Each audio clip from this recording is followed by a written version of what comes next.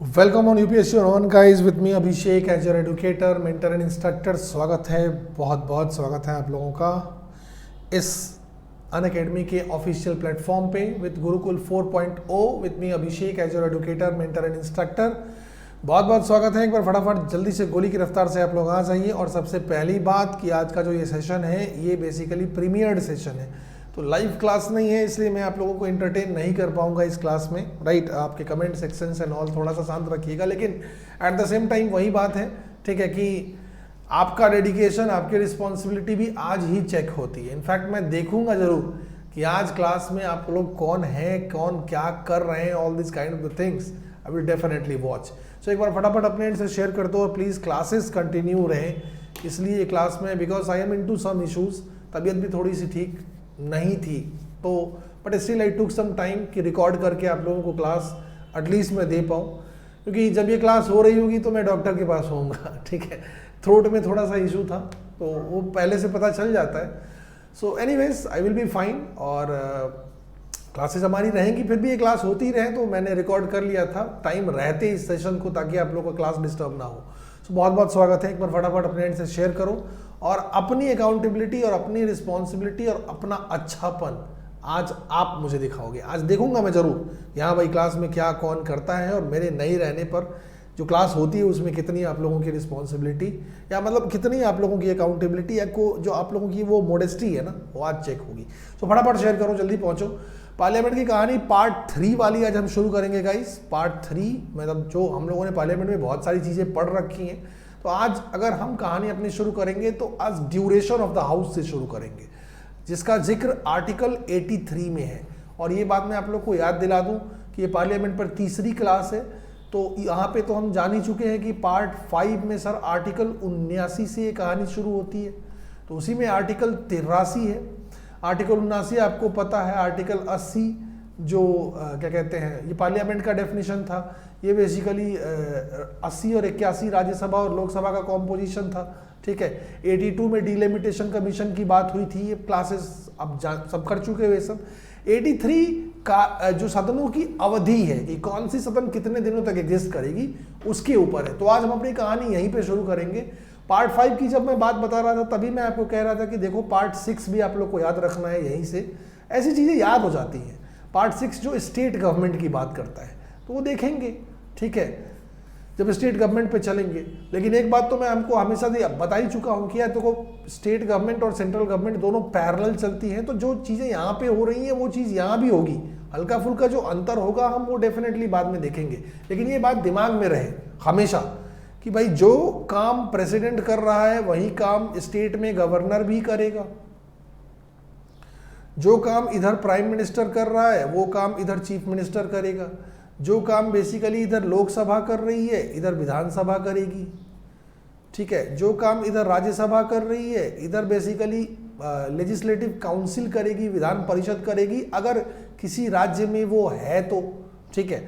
जो काम इधर मिनिस्टर्स, काउंसिल ऑफ मिनिस्टर्स इधर भी है, मंत्री लोग इधर भी हैं और मंत्री लोग इधर भी हैं। तो ये एक खाका मतलब एक मैप दिमाग में ये जरूर बना रहे। हाँ, अंतर जरूर है, और वो अंतर ही जब हम देखेंगे, जब हम स्टेट गवर्नमेंट पे चलेंगे तो बस वो अंतर देखेंगे, नथिंग मच। समझ में आ रही है बात? तो फटाफट आ जाइए, चलो शेयर कर दो आप लोग अपने एंड से और जल्दी से पहुंचो, ठीक है। विदाउट एनी फर्दर डिले चीज़ों को शुरू करते हैं। आज की कहानी हमारी यहीं से शुरू होगी। और हाँ, एक बात मैं बार बार बता देता हूँ कि आपका मेरे साथ टेलीग्राम चैनल पे होना बहुत ज़रूरी है, ठीक है। अगर आपको लगता है कि आपको मैं हेल्प कर सकता हूँ या फिर किसी भी तरीके से, ठीक है, जो कम्युनिकेशन है हमारे बीच का वो यहीं पॉसिबल है। यूट्यूब के कमेंट सेक्शन में मैं कुछ कह दूं, आप सुन लो, ठीक है, और मैं बेसिकली वो बोल के मतलब जवाब भी दे दूं, ये महज एक इत्तेफाक है, just merely A coincidence. Because पढ़ाना डेडिकेटेड तरीके से और उसी समय यूट्यूब के कमेंट सेक्शन को डेडिकेटेड तरीके से हैंडल करना, वो दो डेडिकेशन एक साथ पॉसिबल नहीं है। और प्रॉपर इसलिए आपको वो जगहें दी गई हैं जहाँ पे आप हमसे जुड़ के रह सको। तो यहाँ पे तो जरूरी आ जाना है, स्टडी विथ अभिषेक _अनअकैडमी। आप टेलीग्राम के सर्च बार में टाइप करो स्टडी विथ अभिषेक करके आ जाएगा, आप ज्वाइन कर लो, ठीक है। और इससे जो हमारा चैट ग्रुप है उसमें भी आप बातचीत मतलब वही तो हम करेंगे ना। और एडुकेटर कोड का मतलब तो आप जानते ही हो कि सब्सक्रिप्शन जो अभी फ्लैट 50% ऑफ वाला चल रहा है, definitely you must think about that, ठीक है। तो उसमें मतलब 24 तारीख आज ही लास्ट डेट है, ठीक है। उसमें अगर आपको चाहते हो कि मैं आपका गूगल बनूं, गूगल इन द सेंस कि पर्सनल मेंटर बनूं, ठीक है, कि ये ऐसे करो वैसे करो, ये पढ़ाई करो, ऑप्शनल अभी नहीं, ऑप्शनल बाद में करना है, मेंस में लगो, पीटी की तैयारी करो, मतलब बहुत देखो मैंने तो यही देखा है कि सब्सक्रिप्शन पेड कोर्स लेने के बाद भी ना 75% बच्चे तो उनको समझ में ही नहीं आता है कि करना क्या है, और सारी कहानी सारा वक्त बीत जाता है और टूटा फूटा, मतलब ये खेल इतना बड़ा है ना कि इसमें अगर आपको कोई नहीं गाइड कर रहा है उंगलियों को पकड़ के, तो सब कुछ होने के बावजूद भी कुछ नहीं होगा। और ट्रस्ट मी, जो मेरा अभी तक का एक्सपीरियंस है उसमें मैं यही 90% बच्चों के साथ यही हो रहा है। सो प्लीज़ आप लोगों के साथ एक रिक्वेस्ट तो ज़रूर है कि अपना एक मेंटोर आप लोग ज़रूर चूज़ कीजिए और उसके सामने अपने आँख कान बंद करके उसको फॉलो कीजिए। वाइल चूजिंग योर मेंटोर आपको टाइम लेना है, ठीक है, आपको क्रेडिबिलिटी देखनी है, आपको अपना कंफर्ट देखना है, ये काम बिल्कुल आपका होना चाहिए, ठीक है। लेकिन एक आपको अपना मेंटोर रखना है, दैट्स माई लाइक, नहीं तो 90% लोगों के साथ क्या हो रहा है मैंने आपको बताया, this is the big truth. अभी कहीं ना कहीं आप भी ये महसूस करोगे। सो टेलीग्राम चैनल पे जुड़ना है, अनअकैडमी के अलग अलग प्लेटफॉर्म पे मेरे साथ हो जाना है, दैट इज इस नाम से आप लोग मुझे फॉलो करोगे। राहुल तो नाम नहीं है मेरा, लेकिन हाँ दूसरा सबसे पॉपुलर नाम दुनिया का अभिषेक, और ये रंजन, तो रंजन तो ठीक है, अभिषेक रंजन, इस नाम से आप लोग मुझे फॉलो कर लेना, ताकि मैं बार बार कह रहा हूँ कि लास्ट के 10-15 दिन ज़बरदस्त क्विजेज वगैरह मैं कराऊंगा, ठीक है, ताकि जो लोग भी 2023 देने जा रहे हो ना, उनको लास्ट टाइम जो रिसोर्स मिल सकता है, जो हेल्प मिल सकता है वो होगा। हिस्ट्री साइंस की क्विजेज वगैरह, ठीक है, शुरू हो चुकी हैं, आप लोग चाहो तो जाके बहुत सारा क्लास, मतलब इधर भी 40-50 क्वेश्चन मैं करा चुका हूँ, और मैं क्वेश्चन अलग तरीके से कराता हूँ गाइस, ठीक है। मैं मतलब एक क्लास में 20 क्वेश्चन पे ध्यान ना दे के एक क्लास में 4-5 क्वेश्चन ही कराता हूँ, ठीक है। लेकिन वो आपको पता चलेगा जब मैं अब क्लास करोगे तब, कि वो 4-5 क्वेश्चन बेसिकली 10-12 टॉपिक्स का जबरदस्त रिवीजन होता है। तो this is my way of doing the special class. So आप लोगों को फॉलो कर लेना है अनअकैडमी के ऐप पर, मुझे भी द नेम अभिषेक रंजन, ताकि यहाँ पे कोई भी घटना दुर्घटना हो, दुर्घटना इन द सेंस कि कोई भी डेवलपमेंट हो तो आपको पता चलती रहे, ठीक है। तो चलिए कहानी को फर्दर शुरू करते हैं। अब देखो, अभी तक आप लोगों ने जो पार्लियामेंट में पार्ट 1 और पार्ट 2 में पढ़ा है, दैट इज लाइक पार्लियामेंट का जो सेगमेंट पार्ट 1 है उसमें और पार्ट 1 में जो टोटल नट सेल में हम लोगों ने पढ़ा है पार्ट 1 एंड पार्ट 2 में, वो इतना है कि पार्लियामेंट के कॉम्पोजिशन को हम लोगों ने देखा है कि पार्लियामेंट की संरचना, ठीक है, और दोनों सदन में बेसिकली इलेक्शन का प्रोसेस क्या है। यहाँ पे अभी मैं बता दूं आप लोगों को, सिंगल ट्रांसफेरेबल वोट वाला प्रोसेस अभी भी मैंने आपको नहीं बताया है, लेकिन first past the post system ये कहानी आप समझ चुके हैं। जॉइंट इलेक्टोरेट का सिस्टम आप समझ चुके हैं, ठीक है, जॉइंट इलेक्टोरेट का सिस्टम आप समझ चुके हैं। तो ऐसी बहुत सारी बातें हम लोगों ने 2 सेशंस में की हैं। आज हमारा ये पार्लियामेंट पे तीसरा सेशन है, जहाँ पे हम अपनी कहानी को शुरू करेंगे ड्यूरेशन ऑफ द हाउस से, मतलब सदनों की कार्यावधि से, जिसका जिक्र आर्टिकल 83 में है। और हाँ, यहाँ पे मैं आपको एक बार फिर से कुछ चंद 1 मिनट में बता दूं कि आर्टिकल 79, 80, 81 और 82 हम फिनिश कर चुके हैं। और ये हम सर हमारे संविधान का कौन सा भाग है, तो पार्ट 5 है, जो डील करता है सेंट्रल गवर्नमेंट से। और वहीं पे मैंने आप लोग को बताया था कि पार्ट 6 भी दिमाग में रखना, ये डील करता है स्टेट गवर्नमेंट से। तो 80-81 लोकसभा राज्यसभा की संरचना, 82 में डिलिमिटेशन कमीशन की बातें, परिसीमन आयोग की बातें हम कर चुके हैं, ठीक है। कितनी बार यह स्थापित हुआ था एक बार जरूर दिमाग में सोच लेना। अभी कुछ संवैधानिक संशोधनों की बात भी मैंने की थी, और आर्टिकल 79 पार्लियामेंट की डेफिनेशन देता है, ठीक है। तो आज ड्यूरेशन ऑफ द हाउस, और आज कमेंट सेक्शन पे बिल्कुल ध्यान रखना, बेफिजूल है, मैं बार बार कह रहा हूं कि आज इसको दिमाग में रखने का कोई मतलब नहीं है, ठीक है। तो चलिए ड्यूरेशन ऑफ द हाउस में गाइस हम जब चलते हैं अंदर, तो हम ये देखते हैं कि भाई लोकसभा से शुरू करते हैं। आपको पता है, ठीक है, कि ये एक सतत सदन नहीं है। सतत मतलब कंटिन्यू परमानेंट चेंबर नहीं है, ठीक है, सतत या बेसिकली स्थायी सदन नहीं है। क्यों भाई? क्योंकि हर 5 साल पे समाप्त हो जाता है, ठीक है, अपने आप समाप्त होता है, बीच में तो कभी भी समाप्त हो सकता है, सरकार कभी भी गिर सकती है, ठीक है। लेकिन वो सरकार गिरने वाला कंसेप्ट अभी दिमाग में नहीं रखते हैं। कुछ भी ना हो, सब कुछ अच्छा चल रहा हो, तो भी इसे 5 साल में समाप्त हो जाना है, और इसलिए इसे टेम्पररी हाउस कहते हैं, नॉन कंटिन्यूइंग चैम्बर कहते हैं, अस्थायी सदन कहते हैं, असतत सदन कहते हैं। 5 साल का टर्म होता है, ठीक है। और ये 5 साल का टर्म काउंट कब से होता है, ये भी इंपॉर्टेंट बात है, ठीक है। जब लोकसभा की जब नई लोकसभा बनती है, नई लोकसभा जब बनेगी, चुनाव होंगे, नए एमपी चुने जाएंगे, तो जब पहली बैठक उनकी होगी, फर्स्ट मीटिंग, ठीक है, उसके बाद से 5 साल देखे जाते हैं, 5 ईयर्स, उसके बाद 5 साल, ध्यान रखिएगा। ये एक बार 42वें संवैधानिक संशोधन में 6 साल भी किया गया था, लेकिन वापिस इसे 5 साल कर दिया गया, वहां पे मैं आऊंगा। तो 5 साल इसका टर्म है। पहली जो नई लोकसभा इलेक्शन होंगे, तो नई लोकसभा की जो पहली बैठक होगी वहां से 5 साल काउंट किया जाता है, और उस 5 साल पे ऑटोमेटिकली ये समाप्त माना जाएगा। ट्राई टू अंडरस्टैंड, ठीक है। फिर से नॉर्मल सी बात है कि जिस दिन, अब एक बात और दिमाग में रखना कि 5 साल सर, अच्छा पहली बैठक से आप कह रहे हो कि 5 साल, ठीक है, तो 5 साल समाप्त होने का इंतजार करेंगे फिर इलेक्शन करवाएंगे? अरे नहीं भाई, इलेक्शन में आपके देश में टाइम लग जाता है, 1 से 2-3 महीने का टाइम, 1 से 2 महीने का टाइम लग जाता है, ठीक है। इलेक्शन में बहुत टाइम, 10, 15, 20 दिन, 1 महीना तो लग ही जाता है। तो 5 साल बीतने पे अगर आप ये इलेक्शन शुरू करोगे तो ये जो 1-2 महीने का टाइम लगेगा, उस समय तो लोकसभा होगी ही नहीं। सो ये कॉमन सेंस वाली बात है कि 5 साल बीतने से उतना समय आराम से पहले से ही इलेक्शन करवाना शुरू कर दिया जाता है, ताकि एग्जैक्टली जिस दिन 5 साल खत्म हो उसके अगले दिन आपके पास नई लोकसभा हो। ये तो कॉमन सेंस है। 5 साल आप बीतने का इंतजार नहीं कर सकते हो ना, और 5 साल काउंट कब किया जाता है? पहली बैठक से, ठीक है। तो ये लोकसभा की कहानी हो गई। नाउ सी, राष्ट्रपति हैं हमारे देश की द्रौपदी मुर्मू, मैडम द्रौपदी मुर्मू। अब इन पर हम ज़्यादा नहीं जाते हैं, लेकिन हाँ, एक बात लिखी गई है कि राष्ट्रपति को आप अधिकार है कि वो लोकसभा को कभी भी भंग कर सकता है, ठीक है। 5 साल के पहले भी कभी भी भंग कर सकता है। और इस फैसले को, ठीक है, राष्ट्रपति ने ऐसा क्यों किया, इस फैसले को बेसिकली कोर्ट में चैलेंज नहीं किया जा सकता, मतलब न्यायिक समीक्षा इस पर नहीं हो सकती, जुडिशियल रिव्यू इस पर नहीं हो सकता।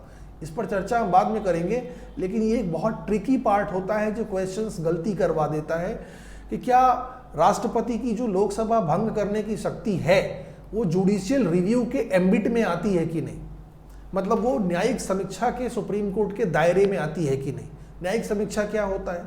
न्यायिक समीक्षा वही होता है कि सुप्रीम कोर्ट आपके देश में, ठीक है, संविधान का अंतिम विश्लेषक है, तो कोई भी वायलेशन ऑफ लॉ का, ठीक है, लाइक जो जिस पर कॉन्स्टिट्यूशनल इंटरप्रिटेशन, संवैधानिक विश्लेषण की आवश्यकता है, उसके लिए अंतिम आवश्यकता है, उस पर इस देश में सुप्रीम कोर्ट बैठा हुआ है।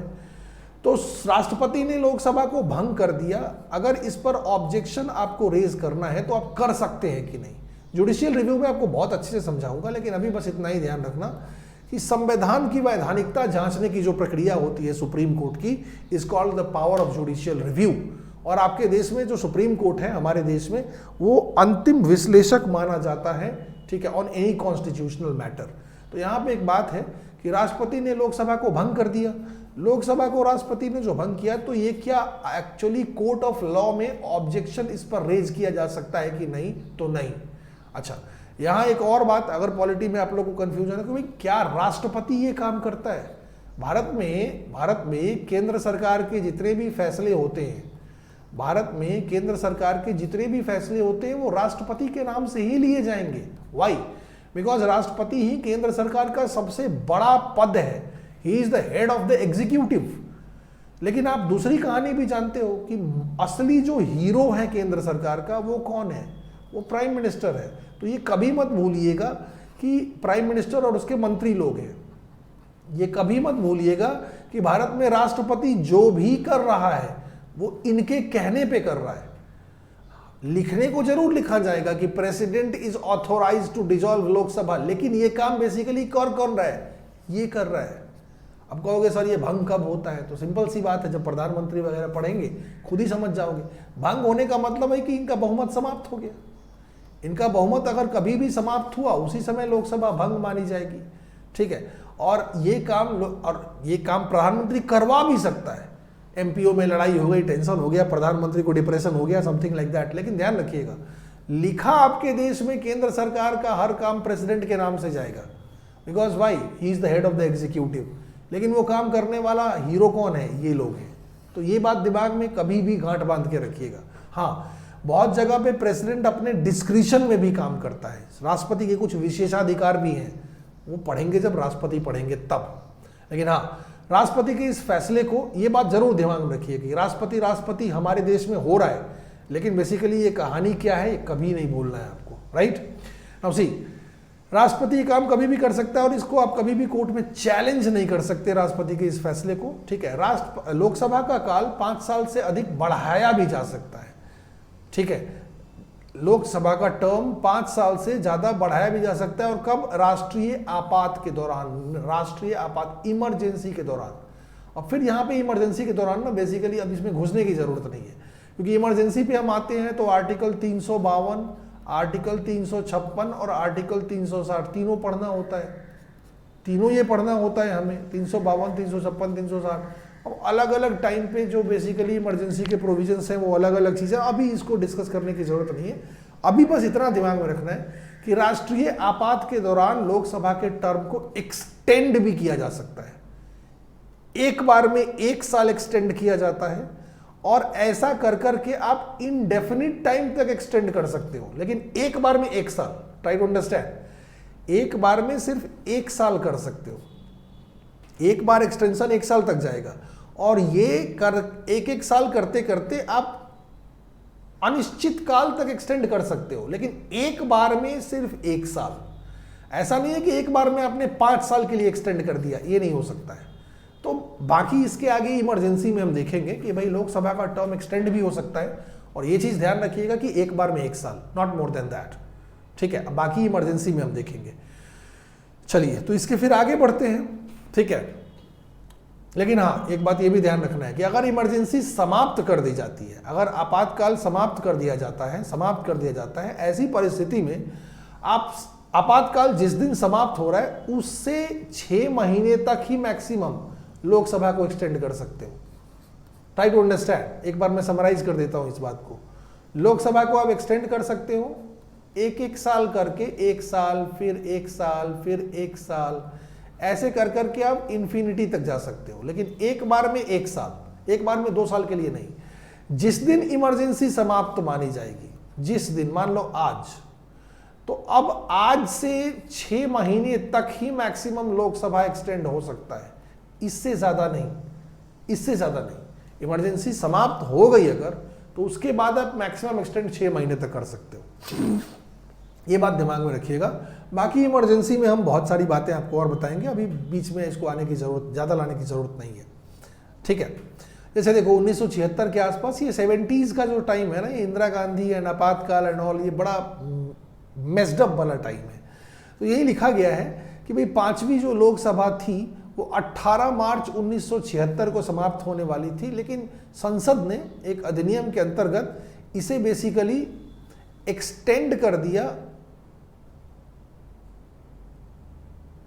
For a period of 5 year 10 month and 6 days in total. मतलब 5 ईयर नहीं, 10 मंथ एंड 6 डेज के लिए इसे एक्सटेंड किया गया था। तो वही बात यहां पे की जा रही है, 5 ईयर तो 5 ईयर है, ठीक है, टोटल मतलब 5 ईयर 10 मंथ एंड 6 डेज।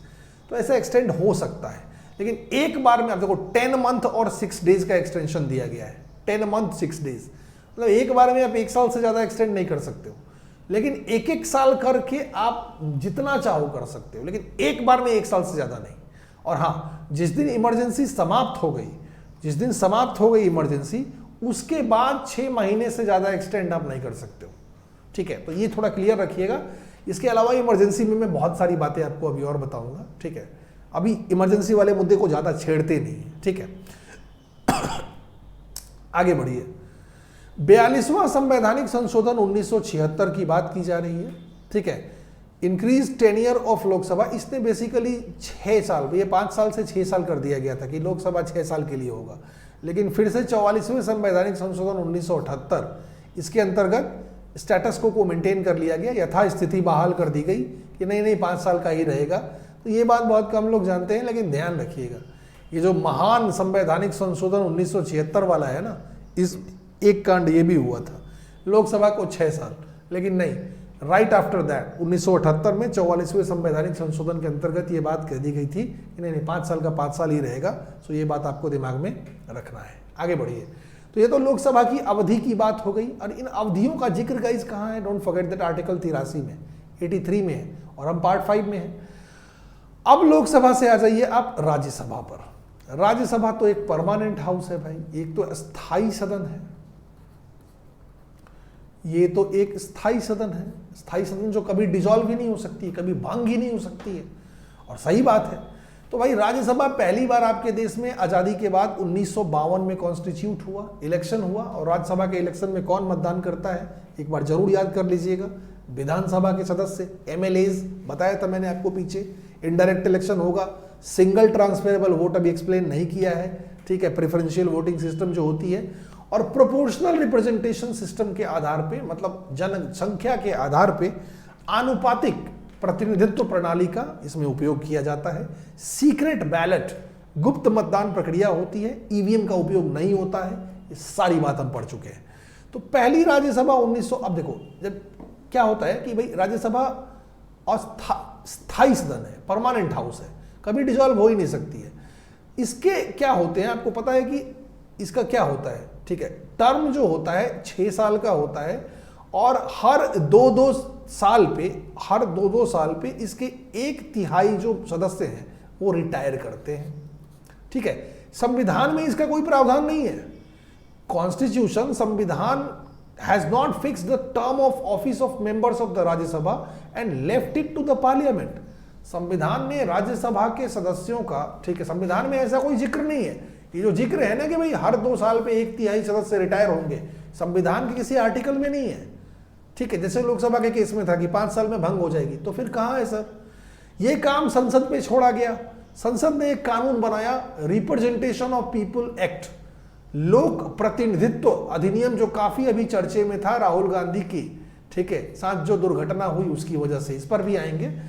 तो संविधान ने संसद पे छोड़ दिया कि भाई तुम करो इसका जो भी करना है। तो क्या करना है, संसद ने एक कानून बनाया। कौन सा कानून? The representation of people act 1958, जन प्रतिनिधित्व कानून या अधिनियम 1951। और इसमें कहा गया कि राज्यसभा की कार्यावधि जो होगी वो 6 साल होगी। और इसमें कहा गया, ठीक है, कि 1/3 सदस्य इसके हर 2 साल पर रिटायर माने जाएंगे। ध्यान रखिएगा, ये जो जिक्र है ये संविधान में नहीं है, ये जिक्र कहाँ है? यही तो बातें क्लियर नहीं होती है ना। ये रिप्रेजेंटेशन ऑफ पीपल्स एक्ट 1951, जन प्रतिनिधित्व कानून 1951 में, ये वो कानून है जिसका निर्माण संसद ने 1951 में किया। तो ये जो 1/3 वाली बात है, संविधान का जिक्र नहीं है, ये पार्लियामेंट्री लॉ है, क्योंकि संविधान ने कहा कि राज्यसभा के लोगों को रिटायर कैसे होना है तुम डिसाइड करो, ठीक है, ऑल राइट। तो अब एक मुद्दा सामने आता है कि भाई हर 2 साल पर 1/3 सदस्य रिटायर होंगे। तो भाई पहली राज्यसभा तो सर 1952 में बनी, तो पहले फिर जो 2 साल, मतलब टर्म इसका क्या घोषित कर दिया गया? टर्म इसका क्या घोषित कर दिया गया? 6 साल, ठीक है। और हर 2 साल पर 1/3 सदस्य रिटायर होंगे। तो अब यहां पे आ जाइए आप लोग, पहली बार राज्यसभा 1952 में बनी, 6 साल पूरा होने का इंतजार कौन करेगा? और 1/3 सदस्य जो रिटायर होंगे पहले 2 वर्ष पर, वो कौन होंगे? कौन रिटायर करेंगे? ठीक है, कौन रिटायर करेंगे? तो अब क्या किया गया, ठीक है, कि भाई लॉटरी सिस्टम शुरू कर दिया गया कि भाई लॉटरी से नाम निकालो, अब जो भी 1/3 नाम निकलता है वो रिटायर हो जाएगा। फिर 2 साल बीता, फिर 2 साल बीता, फिर अब कौन रिटायर होंगे भाई? ठीक है, फिर लॉटरी सिस्टम में 1/3 लोगों को चुना गया और रिटायर कर दिया गया। अब 2 साल बीता, तो अब जब 2 साल बीता तो एक्चुअली 1/3 जो लोग शुरू वाले बचे हैं उनका 6 साल पूरा हो गया, तो वो ऑटोमेटिकली रिटायर हो जाएंगे। अब लॉटरी की जरूरत पड़ेगी ही नहीं पड़ेगी, और अब कभी लॉटरी की जरूरत नहीं पड़ेगी, क्योंकि हर 2 साल पर, क्योंकि अब हर 2 साल पर ऐसे 1/3 लोग ऑटोमेटिक होंगे जिनका 6 साल पूरा हो रहा होगा, 6 साल पूरा हो रहा होगा और वो रिटायर होते चले जाएंगे। बात आई होप यू अंडरस्टैंड कि देखो, पहली, फिर से मैं बता देता हूं, पहली राज्यसभा बनी 1952 में। तो 1952 में जब बनी होगी तो 2 साल बाद ये समस्या आई होगी कि 1/3 लोग कौन हटेंगे भाई, तो लॉटरी सिस्टम, ठीक है। फिर 2 साल बाद, अर्थात फिर 2 साल बाद मतलब चौथे साल, 4th ईयर, फिर ये समस्या आई होगी कि भाई 1/3 कौन हटेंगे, तो फिर लॉटरी सिस्टम। अब छठे साल में ये समस्या नहीं आएगी। जब छठा साल आएगा, 6th ईयर होगा, तो ऑटोमेटिकली यहाँ वाले 1/3 लोग होंगे जिनका 6 साल पूरा हो गया होगा, उनको हटा दो। मान लो अब 8वां साल होगा, 8वें साल पे आते हैं, तो यहाँ देखो जब ये दूसरा लॉट हटा था ना, तो इलेक्शन हुआ था, ठीक है। यहाँ वाले का 6 साल पूरा हो रहा होगा, तो अब हमेशा हर 2 साल पे अब ये कहानी होगी कि हर 2 साल पे 1/3 ऐसे लोग होंगे जो ऑटोमेटिकली 6 साल पूरा कर रहे होंगे, वो हटा दिए जाएंगे, वो रिटायर्ड माने जाएंगे। सो इस तरीके से कहानी चलती है। All you need to keep in mind कि पहले 2 सालों में कैसे 1/3 को हटाया गया होगा, तो थ्रू लॉटरी सिस्टम। क्लियर करके चलना है, एक एक छोटा पॉइंट, एक एक छोटी छोटी बात, you have to clear it. Guys just give me 1 second.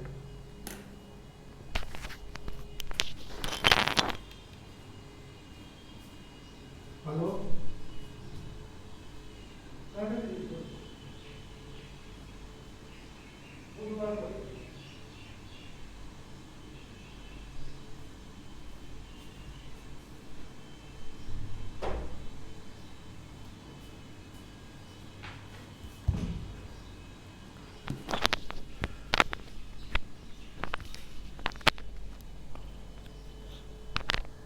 Sorry guys, थोड़ा सा एक इम्पॉर्टेंट फ़ोन था। तो इस तरीके से आप समझ गए कि राज्यसभा के जो ये सदस्य हैं किस तरीके से हटे होंगे। मतलब एक एक बात को क्लियर करके चलना है। जनरली लोग पढ़ लेते हैं कि 1/3 हर 2 साल पे रिटायर होते चले जाएंगे, ठीक है, और 6 साल उनका टर्म होता है। पूछोगे यार तो पहली बार कैसे हटेंगे, बत्ती गुल हो जाती है। ये सब काम करके नहीं चलना है, और ये सब एकदम क्लियर रखना है कि क्या संविधान में लिखा हुआ है ऐसा कुछ, क्या ये संविधान एक स्टेटमेंट आएगा आपको यहीं पे फंसाएगा, ठीक है, कि राज्यसभा की जो पद मुक्ति होती है, रिटायरमेंट होता है, इसका जिक्र संविधान में है। स्टेटमेंट देगा, यूपीएससी यही तो करता है ना, वो स्टेटमेंट देगा, आप फंस क्या हो गया, आप लोग हाँ एकदम सही बात है, संविधान में लिखा हुआ है। नहीं लिखा हुआ है। संविधान ने एक काम, ये जिम्मेदारी किसको सौंपी है, संविधान ने ये जिम्मेदारी सौंपी है पार्लियामेंट को, कि तुमको जो करना है कर लो, ठीक है। अब पार्लियामेंट ने क्या किया, पार्लियामेंट ने एक कानून बनाया। कौन सा कानून, रिप्रेजेंटेशन ऑफ पीपुल्स एक्ट 1951, जहां क्या कहा कि भाई इस तरीके से राज्यसभा के लोग हटेंगे, ठीक है। सो इसी छोटी छोटी जो बातें हैं ना, वही यूपीएससी आपसे वही गलतियां करवाता है, ठीक है। और जनरली राज्यसभा के आप खुद सोचना अपने अंदर कि राज्यसभा के बारे में क्या बातें पढ़ी थी आपने। 1/3 हर 6 साल पे 2-2 वर्ष पे रिटायर होते रहेंगे, यही सब ना। इस स्टेटमेंट का जवाब आपके पास होता क्या कि भाई अगर यूपीएससी ने 3 स्टेटमेंट दिए होते राज्यसभा के बारे में और पार्लियामेंट के बारे में, और एक बात ये लिखा होता कि राज्यसभा के रिटायरमेंट, राज्यसभा का जो ड्यूरेशन होता है वो भी संविधान तय करता है, ठीक है। स्टेटमेंट पे आप टिक करके आते हैं ना, करेक्ट स्टेटमेंट है, क्वेश्चन हो जाता गलत। दूर दूर तक आपको पता नहीं चलता कि ये क्वेश्चन गलत क्यों हुआ, क्योंकि आपको ये बात ही नहीं पता होती कि संविधान ने एक काम पार्लियामेंट को सौंपा है और पार्लियामेंट ने अपने एक कानून के तहत, ठीक है, ऐसा कुछ किया है। और वो कानून क्या है, लोक प्रतिनिधित्व अधिनियम 1951, रिप्रेजेंटेशन ऑफ पीपुल्स एक्ट 1951, जो अभी बहुत चर्चे में है, ठीक है। नौसी, तो ये बात हो गई। इलेक्शंस होते हैं, फ्रेश इलेक्शंस। राज्यसभा का इलेक्शन कैसे होता है हम पहले पढ़ चुके हैं। इसमें विधानसभा के सदस्यों का मतदान होता है, ठीक है। इनडायरेक्ट इलेक्शन हुआ। इनडायरेक्ट इलेक्शन हमारे देश में जो भी होता है वो सीक्रेट बैलेट से होता है, ठीक है। प्रोपोर्शनल रिप्रेजेंटेशन सिस्टम, आनुपातिक प्रतिनिधित्व प्रणाली का उपयोग होता है, और सिंगल ट्रांसफेरेबल वोटिंग सिस्टम का उपयोग होता है।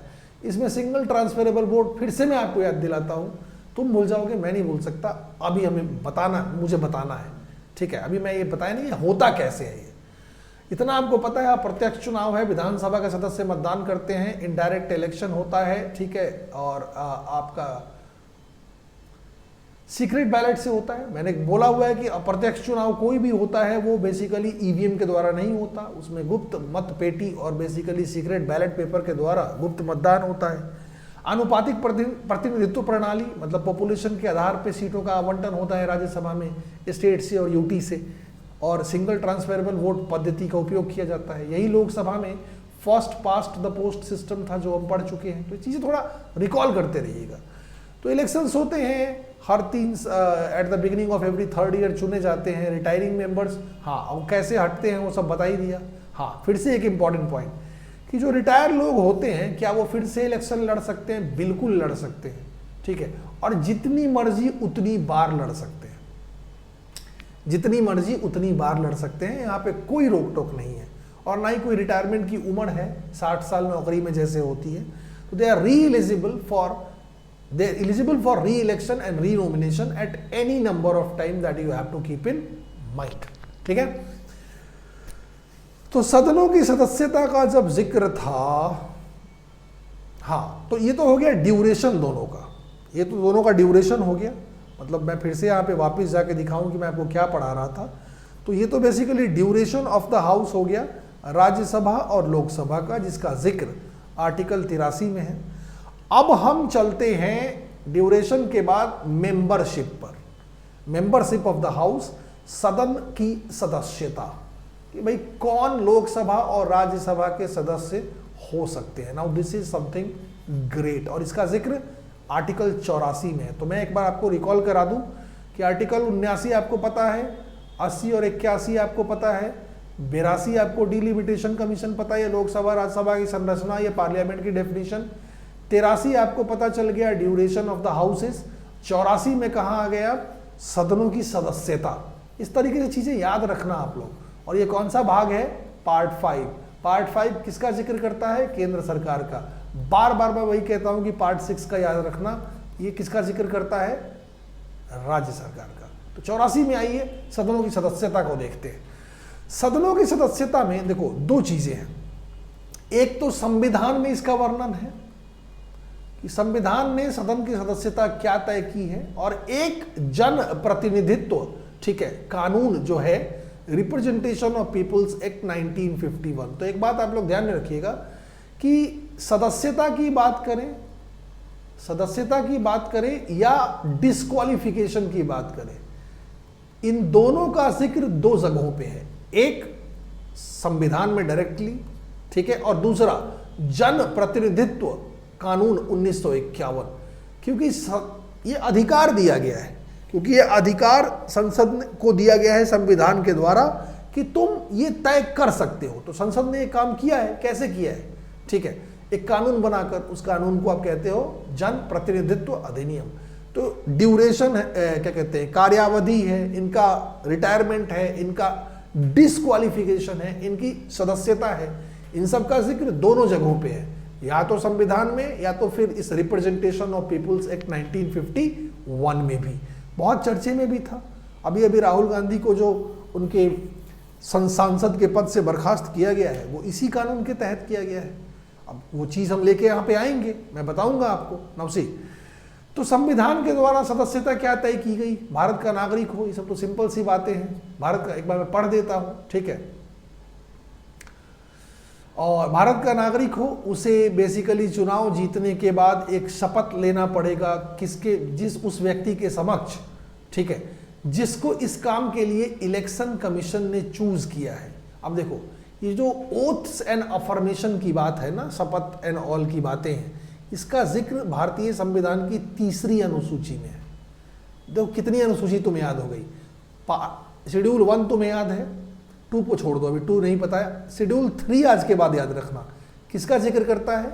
ओथ्स एंड अफर्मेशन की, शपथ ग्रहण, कि भाई कौन किसके समक्ष शपथ कैसे लेगा, इवन उसका स्टेटमेंट भी, ठीक है, मैं भारत की अक्षुण्ण रखूंगा, ये सब, all this kind of the things, ठीक है। एक हो गया 7th शेड्यूल आपको पता है, 7वीं अनुसूची आपको पता है, ठीक है, और एक और शेड्यूल आपको पता था आई गेस, जो हम पढ़ चुके हैं, 10वीं अनुसूची, चलो एक मुझे याद नहीं आ रहा। इस तरीके से अनुसूचियां याद रखना। 3री अनुसूची का एक जिक्र यहाँ पे किया गया है कि भाई वो शपथ लेगा, भारत का नागरिक हो, वो शपथ लेगा उस व्यक्ति के समक्ष अपनी जिम्मेदारियों का निर्वाह करने के लिए जिसको इस कार्य के लिए चुनाव आयोग ने चुना है। 30 साल का होना चाहिए कम से कम राज्यसभा के केस में, और लोकसभा के केस में 25 साल का होना चाहिए, ठीक है।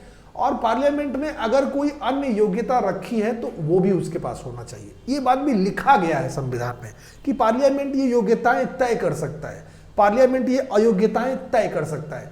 तो इन योग्यताओं और अयोग्यताओं को पार्लियामेंट ने तय कैसे किया? कानून बनाकर। कौन कानून बनाकर? Representation of people's act 1958। चलिए यहां पे देखते हैं योग्यता, उम्र वगैरह याद रखना, ठीक है। ये क्या कहता है कि वो एक रजिस्टर्ड इलेक्टर होना चाहिए, मतलब एक पंजीकृत मतदाता होना चाहिए, वोटर होना चाहिए, एक वोटर आईडी उसके पास होना चाहिए किसी भी निर्वाचन क्षेत्र का, ठीक है, किसी भी निर्वाचन क्षेत्र का एक उसके पास रजिस्टर्ड वोटर मतलब वोटर आईडी उसके पास होना चाहिए। अब देखिए, अगर उसे एससी या एसटी की सीट पर चुनाव लड़ना है किसी स्टेट या यूटी में, ठीक है, तो उसको एससी और एसटी होना पड़ेगा, ठीक है। अब देखो एससी और एसटी के लिए सीटें आरक्षित कहां पे होती है? लोकसभा में। अभी आप पढ़ के आ रहे हो आर्टिकल 330, पीछे पढ़ के कल ही क्लास में पढ़े थे ना आर्टिकल 330 स्पेशल प्रोविजंस, ठीक है। तो उसको एससी और एसटी वाली सीट पे अगर चुनाव लड़ना है तो उसको एससी और एसटी होना पड़ेगा, ये भी क्वालिफिकेशन। हाँ, ये बात और है कि अगर वो एससी या एसटी है, इसका मतलब ये नहीं कि वो, इसका मतलब ये जरूर है कि वो आरक्षित सीटों पर चुनाव लड़ सकता है, लेकिन इसका मतलब ये नहीं है कि वो अनारक्षित पे नहीं लड़ सकता है। अनारक्षित पे तो वो लड़ ही सकता है, लेकिन अगर वो एससी और एसटी है तो रिजर्व्ड कॉन्स्टिट्यूएंसी में भी वो चुनाव लड़ सकता है। ये बात भी साफ साफ रिप्रेजेंटेशन ऑफ पीपुल्स एक्ट में कही गई है। और अनरिजर्व सीटों पे तो चुनाव लड़ ही सकता है। तो ये qualification representation of people's act 1951 में दी गई है लोकसभा और राज्यसभा के लिए, ठीक है। उम्र 25 और 30 ये सब तो पता ही है आपको।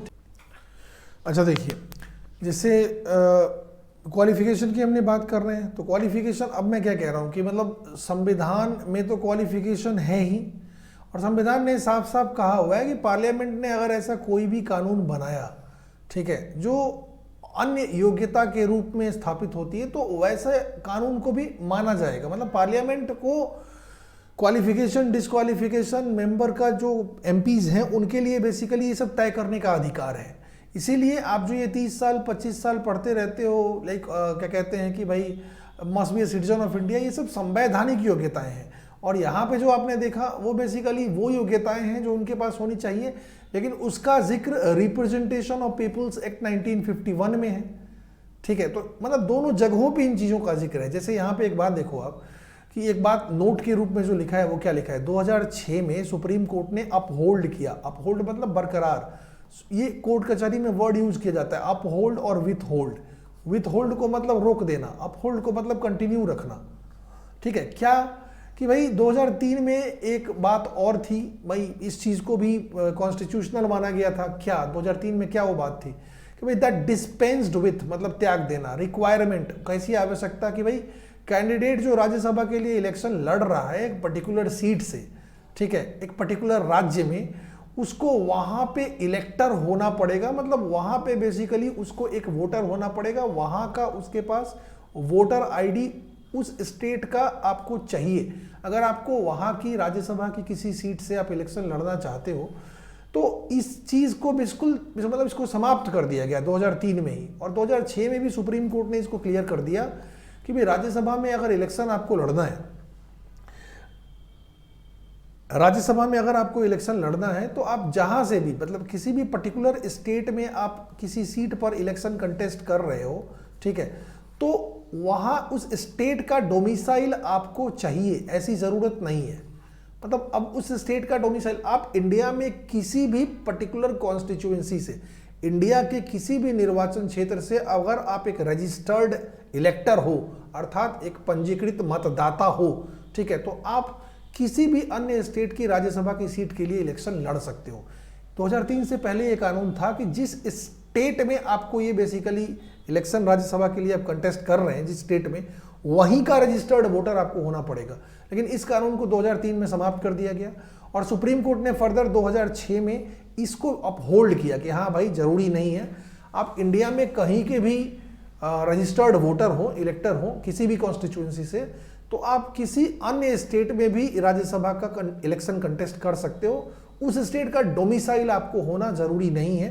2003 से पहले था ये, लेकिन 2003 के बाद इस बात को समाप्त कर दिया गया।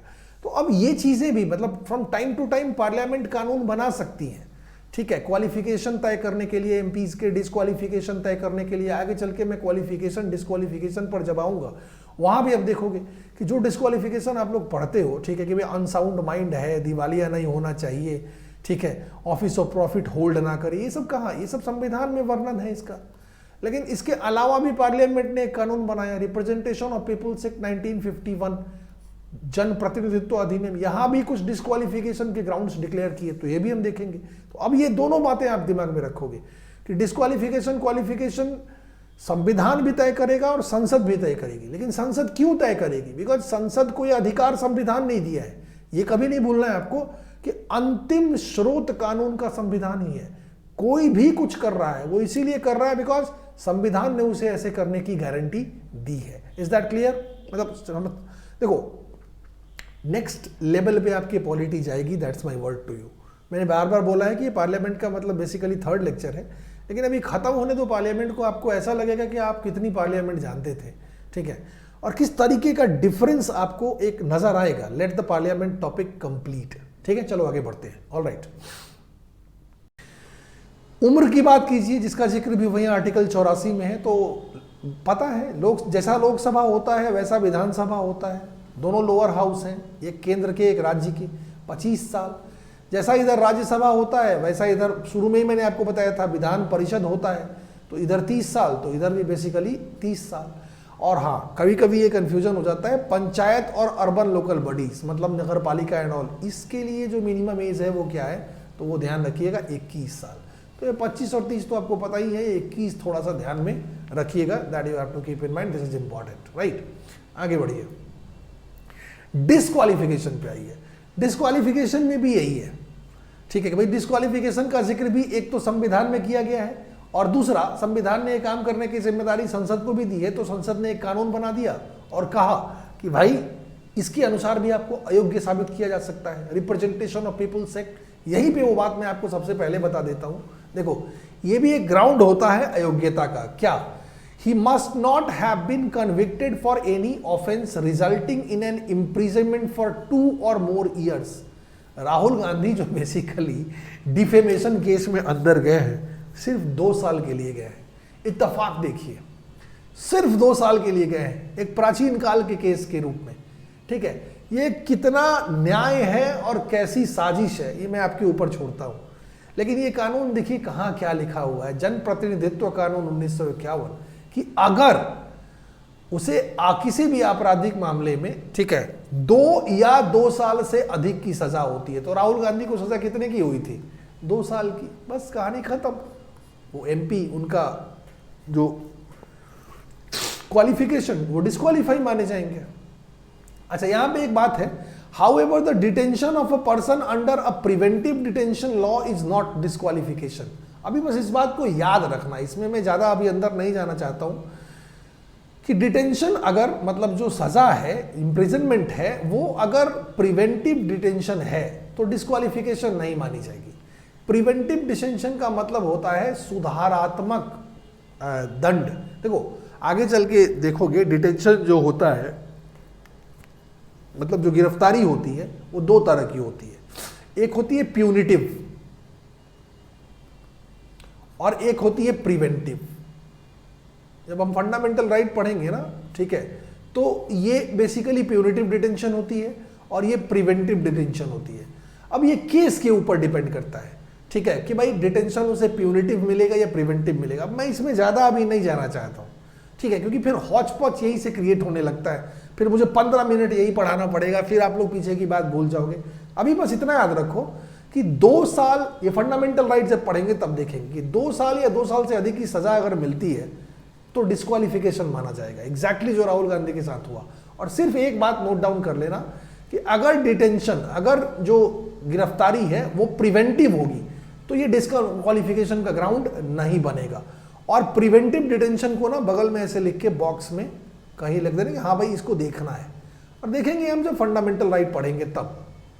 समझ में आ रही है बात? तो ये मैंने पहले ही बता दिया। तो चलो डिस्क्वालिफिकेशन में पहले देख लेते हैं कि संविधान कैसे डिस्क्वालीफाई करता है भाई।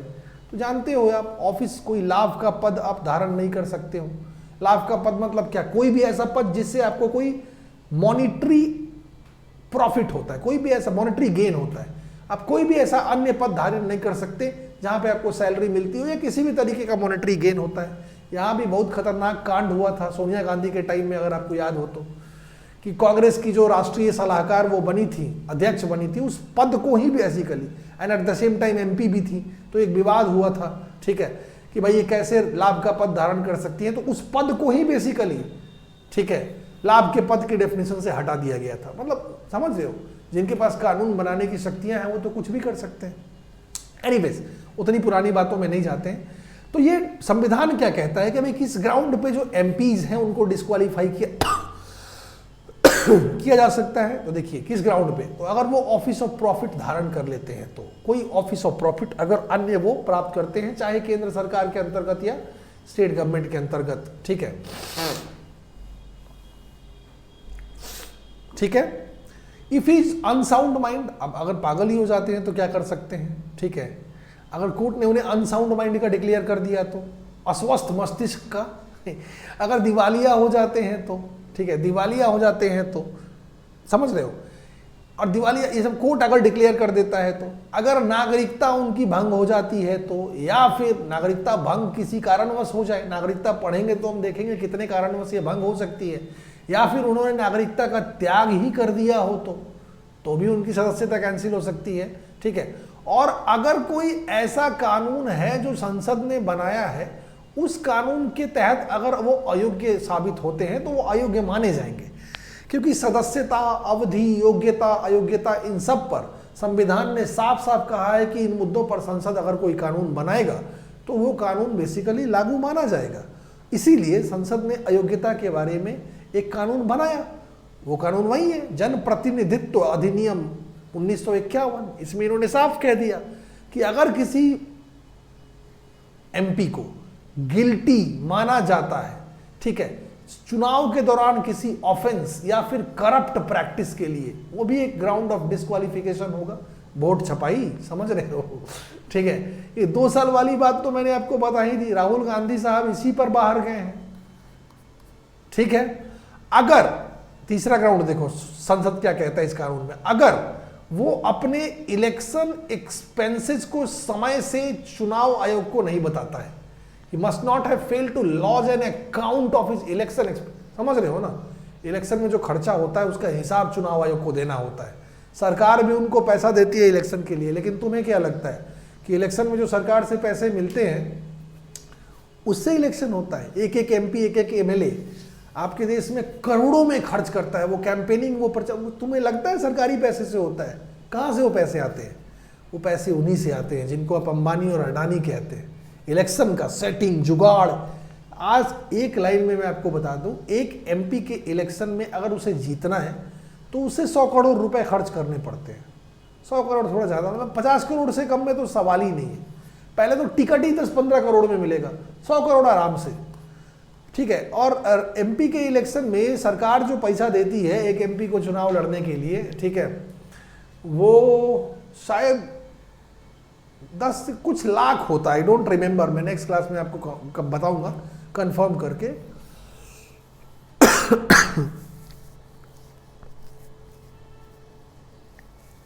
ठीक है, तो ये जो करोड़ों का खर्चा है वो कहां से आ रहा है? कहां से आ रहा है? अंबानी अडानी से। तो नॉर्मल सी बात है, अगर वो अपने इलेक्शन की जिम्मेदारी उठाते हैं तो फिर आपको उनके लिए काम करना पड़ेगा।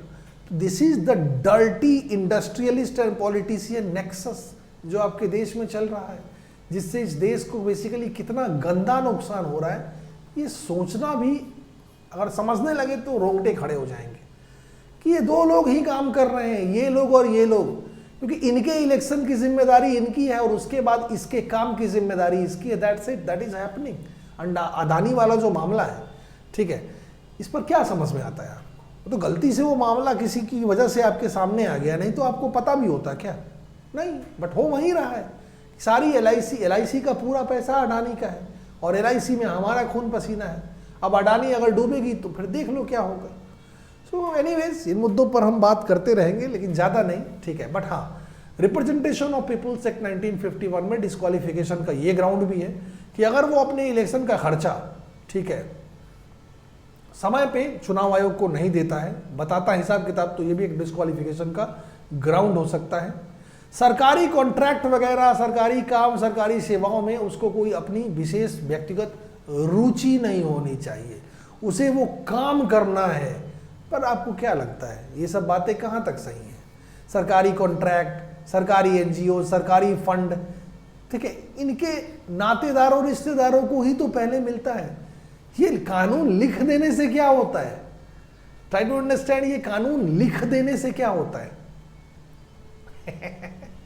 समझ रहे हो what I am trying to say? लेकिन हम कानून पढ़ रहे हैं तो कानून का वास्तविक स्वरूप आपको पता होना चाहिए, ठीक है। अब भाई नॉर्मल सी बात है कि कोई मिनिस्टर है, कोई एमपी है, तो उसके रिश्तेदारों नातेदारों को पहले कॉन्ट्रैक्ट्स मिलेंगे, आपको मिलेंगे और हमको मिलेंगे और आम आदमी को मिलेंगे। Try to understand. अब डिस्क्वालिफिकेशन का ये ग्राउंड है तो है, ठीक है, क्या फर्क पड़ता है? कौन प्रूफ करेगा? कौन सवाल पूछने जाएगा? संसद में कौन लोग बैठे हुए हैं? सब तो मेरे ही फूफा और भाई हैं, कौन सवाल पूछेगा? कानून लिखा है, लिखा रहने दो, समझ रहे हो? बट हाँ, ये ग्राउंड ऑफ डिस्क्वालिफिकेशन है, that you have to keep in mind. So इस तरीके से आप देखोगे कि डिस्क्वालिफिकेशन संविधान में जिसका वर्णन है, वो डिस्क्वालिफिकेशन संविधान में भी है कि भाई वो ही पागल ना हो, दिवालिया ना हो, ये सब जो पढ़ते हो। इसके अलावा भी डिस्क्वालिफिकेशन पर चर्चा संसदीय कानून में की गई है। ऐसा क्यों? क्योंकि संविधान ने साफ साफ कहा है कि योग्यता की बात हो, अयोग्यता की बात हो, अवधि की बात हो, रिटायरमेंट की बात हो, संसदीय सदस्यों से संबंधित ऐसे किसी भी मुद्दे पर संसद को कानून बनाने का अधिकार है, और वो कानून एग्जैक्टली वैसे ही लागू होगा जैसे संवैधानिक कानून। और इसलिए संसद ने डिस्क्वालिफिकेशन के भी कानून बनाए। अच्छा गाइस, एक बात ध्यान रखना आप लोग, क्या ये देखो, संविधान में जो कानून होते हैं उनको आप कॉन्स्टिट्यूशनल लॉ कहते हो, दे आर नोन एज संवैधानिक कानून, दे आर नोन एज संवैधानिक कानून। पार्लियामेंट जो कानून बनाता है उसको आप क्या कहते हो? Statutory law. एक इंग्लिश शब्द आप लोग याद रखना कि भाई जो कानून संसद बनाता है उसको आप क्या कहते हो? स्टैट्यूटरी लॉ, या फिर वैधानिक कानून, या संसदीय कानून भी कह सकते हो। फिल्म देखने जाते हो सिनेमा हॉल में तो लिखा ना वैधानिक चेतावनी। वैधानिक चेतावनी मतलब क्या? ये चेतावनी has been directly issued by the parliament of India, ठीक है। सो वैधानिक कानून और संवैधानिक कानून, तो ये क्वालिफिकेशन एंड डिस्क्वालिफिकेशन आप लोगों ने सब देख लिया, ठीक है। बहुत सारी इसमें भी नई बातें हैं, ये पागल मस्तिष्क, दिवालियापन, इसके अलावा भी बहुत सारी बातें मैंने आपको बताई। बहुत सारी चीज़ें क्लियर हुई कि क्या चीज़ संविधान में लिखा है, क्या चीज़ संविधान में नहीं लिखा है, कौन सी प्रक्रिया संसदीय कानून के अंतर्गत हो रही है, कौन सी प्रक्रिया संवैधानिक कानूनों के अंतर्गत हो रही है, ठीक है। ये जो थिन लाइन ऑफ डिफरेंस है ना, बहुत ज़रूरी होता है, बिकॉज, ठीक है, यही सब क्वेश्चंस गलत करवाता है आपसे। जैसे राज्यसभा के केस में वो बात मैंने कह दी, एक स्टेटमेंट मैंने दे दिया आपको, ठीक है, कि राज्यसभा की सदस्यों की, अर्थात राज्यसभा के एमपीज या सांसदों की, ठीक है, कार्यावधि का जिक्र भारतीय संविधान में है। एकदम लिख के आ जाओगे, हाँ हाँ हाँ एकदम सही बात है सर, एकदम सही बात है, लेकिन तुम्हें कहाँ किसी ने बताया कि उसका जिक्र संविधान में नहीं है? उसका जिक्र, ठीक है, जन प्रतिनिधित्व कानून 1951 में है, जो संसद ने बनाया था। और संसद ऐसा क्यों कर सकती है? क्योंकि संविधान ने साफ साफ कहा है कि संसद एमपीज के लिए, पार्लियामेंट के मेंबर्स के लिए किसी भी प्रकार का कानून बनाने का अधिकार रखती है। That's it. सो ये सब क्लैरिटी बहुत ज़रूरी है गाइज यूपीएससी के एग्जामिनेशन के लिए, ठीक है। अच्छा, और डिस्क्वालिफिकेशन देख लो जरा, ठीक है। कोई ऑफिस ऑफ प्रॉफिट वाली बात यहाँ भी कही गई है कि किसी भी संस्था में आप ऑफिस ऑफ प्रॉफिट होल्ड ना करें, ठीक है। किसी भी सरकारी सेवा से करप्शन या डिसलॉयलिटी के नाम पे आपको हटाया ना गया हो, ये भी ग्राउंड ऑफ डिस्क्वालिफिकेशन है, ध्यान रखिएगा। यही रिप्रेजेंटेशन ऑफ पीपुल्स एक्ट 1951 के तहत, ठीक है। अगर वो व्यक्ति किसी खास वर्ग के बीच दुश्मनी फैलाता हुआ नजर आ रहा है, भारत में सबसे बड़ा नाम हिंदू वर्सेस मुस्लिम। अब देखो ये सब कानून आपके देश में है इन ग्राउंड्स पे बेसिकली, उसको डिस्क्वालीफाई किया जा सकता है, ठीक है। या फिर वो व्यक्ति किसी प्रकार का सामाजिक अपराध, छुआछूत, ये सब को बढ़ावा देने वाला व्यक्ति ना हो। अगर ऐसे मामलों में उसे कभी अपराध पनिशमेंट मिली है कोर्ट के द्वारा, ये भी ग्राउंड ऑफ डिस्क्वालिफिकेशन है। दो वर्गों के बीच दुश्मनी फैलाने के लिए अगर उसे सजा मिली है, ये भी ग्राउंड ऑफ डिस्क्वालिफिकेशन है, ठीक है। किसी सरकारी सेवा से उसे भ्रष्टाचार और करप्शन के रूप में अगर डिसमिस किया गया है, ग्राउंड ऑफ डिस्क्वालिफिकेशन है। ऑफिस ऑफ प्रॉफिट वाली बात यहां भी है, ठीक है। अब तुम मुझे एक बात बताओ कि ये सब ग्राउंड ऑफ डिस्क्वालिफिकेशन है, लेकिन इसकी रिपोर्टिंग कहां है? अगर हमारे देश में जो एमपी एमएलएज हैं उनमें से 3/4 तो आप समझ ही रहे हो किस श्रेणी के हैं। ये देश बेसिकली कौन चला रहा है? ये देश बेसिकली वही चला रहा है जिसके सर पे सबसे ज्यादा आपराधिक मामले हैं। यस और no? So try to understand कि देश किस दिशा में जा सकता है। तो खैर वो तो दूसरी बात है, बट द पॉइंट इज कि इस पर बार बार ये सवाल उठता है कि भाई देखो, किसी पर 20 केस है, किसी पर 40 केस है, किसी पर भरे हुए, यही 3/4 एमपी एमएलए आपके देश में ऐसे ही है। वो लोग किसी भी कुर्सी पर बैठे वो क्या सोच सकते हैं मैक्सिमम? वही जो आपके देश में आज हो रहा है, जाति, धर्म, मंदिर, मस्जिद, पढ़ाई लिखाई भाड़ में जाए, पेपर लीक, एम्प्लॉयमेंट, महंगाई, बेकार की बात है। वोट होगा, इलेक्शन का टाइम होगा, 500 रुपया बांट देंगे, कंबल बांट देंगे, 4 वैकेंसी निकलवा देंगे, एक मंदिर बनवा देंगे, कहानी खत्म। So you are going into a terrible direction. जिस दिन समझने लगोगे ना, आपको आपके रोंगटे खड़े हो जाएंगे कि कितनी गंदी स्थिति है इस देश की अभी। एनीवेज, तो वही बात है कि 20 केस और 25 केस हैं, फिर भी इलेक्शन लड़ रहे हैं, टिकट मिल रहा है, चुनाव जीत रहे हैं, इसीलिए कि कन्विक्शन प्रूफ नहीं हुआ है।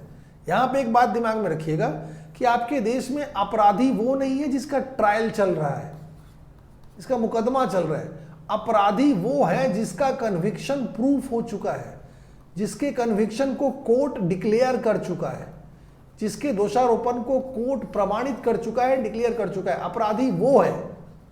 अपराधी हमारे देश में वो नहीं है जिस पर मुकदमा चल रहा है या जिस पर ट्रायल अंडर प्रोसेस है। और यही कारण है, आपके देश में तारीख पे तारीख तो मिलती ही रहती है। तो इसीलिए 10 केस वाला, 20 क्राइम वाला, 25 रेप वाला, 30 चोरी वाला, सब लोग हैं आपके देश में एमपी एमएलए। इनफैक्ट आपके देश के एमपी एमएलए की हकीकत एक लाइन में है हमारे देश की, मैं आपकी बार बार बोल देता हूं, 3/4 लोग यही है, यही है। तो आप सोच लीजिए कि आप किस डायरेक्शन में जा सकते हैं।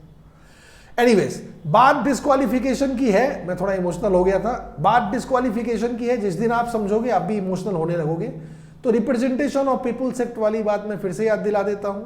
संविधान में अयोग्यता का जिक्र तो भाई वही सब है जो आप जानते हो, आज तक दिवालिया ना हो, अनसाउंड माइंड हो, ये हो वो हो, ऑफिस ऑफ, ये पढ़ लो कहीं भी।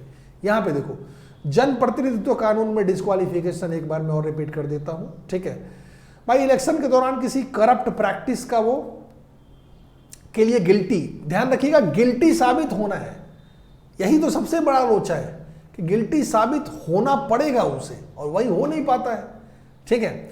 2 या 2 साल से अधिक का उसे सजा ना मिला हो, कभी 2 या 2 साल से अधिक की उसे सजा नहीं मिली हो। ध्यान रहिए, अगर जो सजा है, जो डिटेंशन है वो प्रिवेंटिव है तो डिस्क्वालिफिकेशन नहीं माना जाएगा।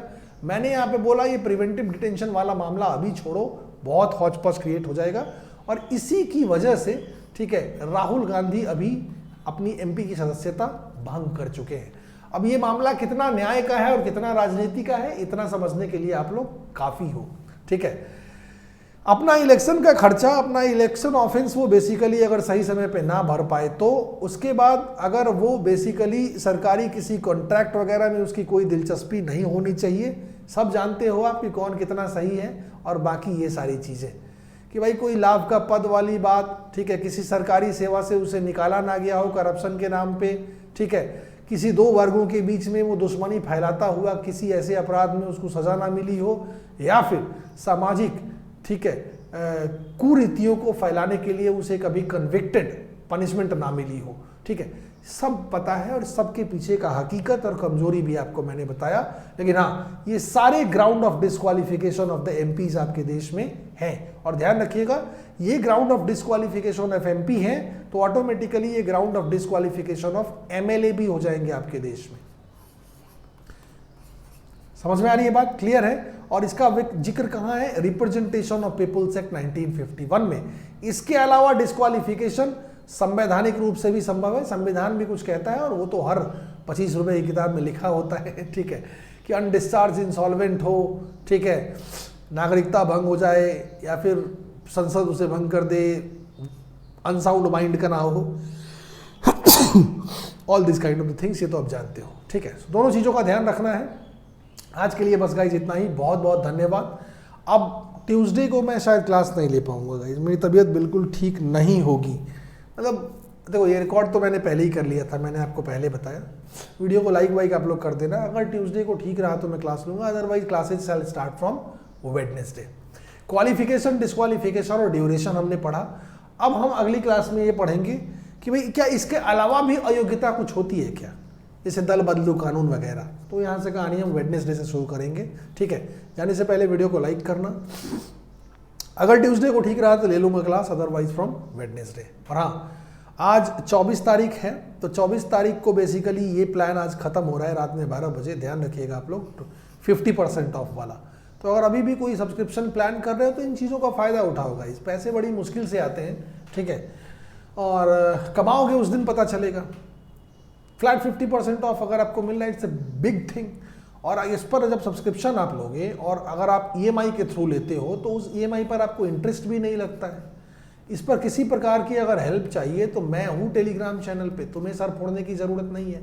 हाँ, इस पूरे प्रोसेस में सबसे इम्पॉर्टेंट काम, एक मेंटोर आपके पास होना ही चाहिए, नहीं तो सब्सक्रिप्शन का 2 साल नहीं 20 साल भी बीत जाएगा, तैयारी कंप्लीट नहीं होगी। ये मेंटोर आप अपने हिसाब से चुने, उन्हीं को चुने जिसके साथ आप कंफर्टेबल हो, जो आपको एक्सेसिबल हो, ठीक है, जिनसे आप बात कर सकते हो, जो जिनकी बातें आपको समझ में आती है, जो आपको जेन्युइन लगते हो। Should be your choice.